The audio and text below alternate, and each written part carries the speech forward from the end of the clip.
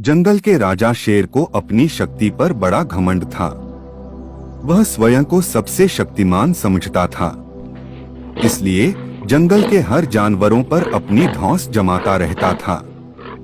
जंगल के जानवर भी क्या करते, अपने प्राण सबको प्रिय थे, इसलिए न चाहकर भी शेर के सामने नतमस्तक हो जाते।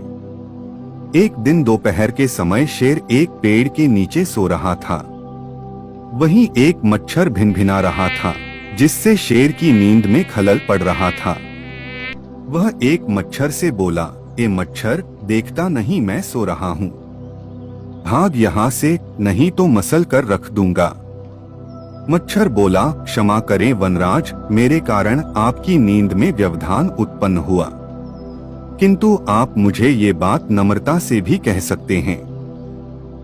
आखिर मैं भी इस धरती का जीव हूँ। अच्छा, तो तू छोटा सा मच्छर मुझसे जुबान लड़ाएगा?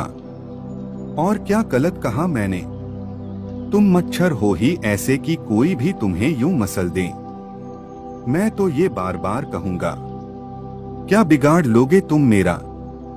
मच्छर को शेर की बात और व्यवहार बहुत बुरा लगा। वह अपने साथी मच्छरों के पास गया और उन्हें सारी बताई। सभी मच्छरों को शेर की बात चुभ गई। उन्होंने तय किया कि इस संबंध में एक बार सब मिलकर शेर से बात करेंगे। सभी मच्छर शेर के पास पहुँचे और बोले, वनराज, हमें आपसे बात करनी है, जल्दी बोलो, मुझे तुम जैसों से बात करने की फुर्सत नहीं है। शेर बोला, वनराज, आप होंगे बहुत शक्तिशाली, किंतु इसका अर्थ ये कतई नहीं है कि आप अन्य जीवों और प्राणियों का मजाक उड़ाएं या उन्हें नीचा दिखाएं। मच्छर बोले, मैंने जो कहा सच कहा। मैं सबसे शक्तिशाली हूँ और मुझे कोई हरा नहीं सकता। घमंड में चूर शेर गरजा, ऐसा नहीं है।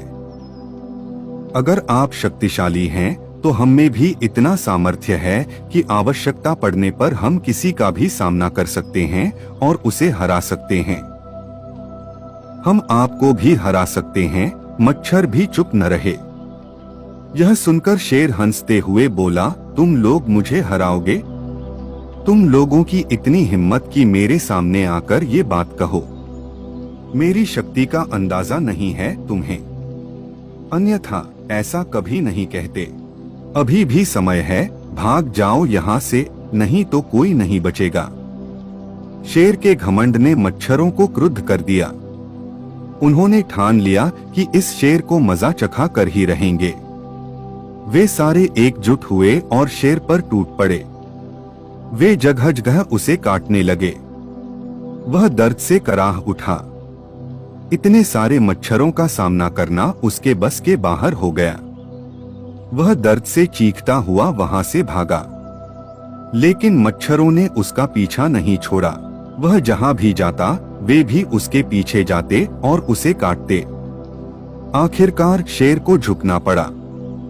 उसने हार मान ली। वह मच्छरों के सामने गिपड़ गिड़ाने लगा, मुझे बख्श दो, मुझसे गलती हो गई, जो मैंने तुम्हें तुच्छ समझकर तुम्हारा मजाक उड़ाया और तुमसे बुरा व्यवहार किया। आज तुमने मेरा घमंड तोड़ दिया है। अब मैं कभी किसी को नीचा नहीं दिखाऊंगा। मच्छरों ने शेर को सबक सिखा दिया था, इसलिए उन्होंने उसे काटना बंद कर दिया। वे बोले, घमंडी का घमंड कभी न कभी अवश्य टूटता है। आज तुम्हारा टूटा है। घमंड करना छोड़ दो, अन्यथा एक दिन ये तुम्हें ले डूबेगा। और कभी किसी प्राणी को नीचा मत समझो। हर किसी का अपना सामर्थ्य और शक्ति होती है। शेर तौबा करते हुए वहां से भाग गया। शिक्षा घमंडी का सिर नीचा।